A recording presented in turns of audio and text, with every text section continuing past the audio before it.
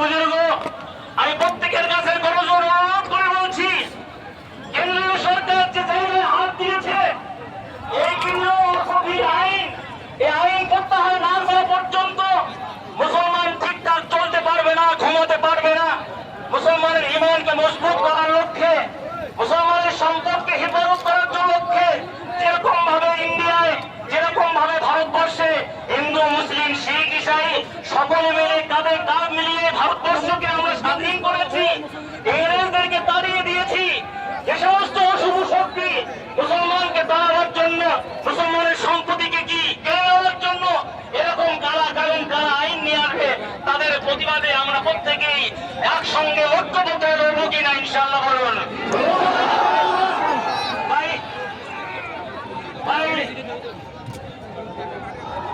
ভাই পিছনে যারা আছি, পিছনে যারা আছি, পিছনে যারা আছি আমরা ওদিকে চলে আসি ভাই।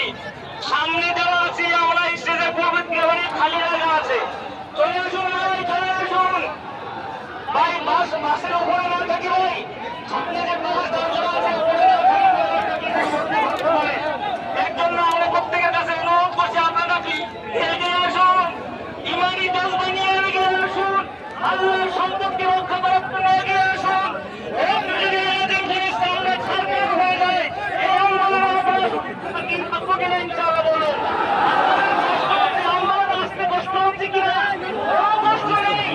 আল্লাহর সম্পদকে রক্ষা করার জন্য মুসলমান প্রাণ দিতে রাজি আছে, প্রাণ দিতে রাজি আছে।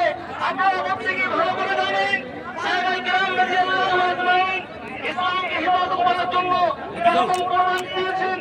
সেই সব সাহাবীরা আবু সাহাবাল পরিবার মুসলমানের হাতে দিয়েছেন। মুসলমান যদি আদর্শে পড়ে না হয়, মুসলমান যদি আদর্শে না হয়, লাঞ্ছিত বঞ্চিত করা হবে। এই সুযোগ যায় না, ইনশাআল্লাহ।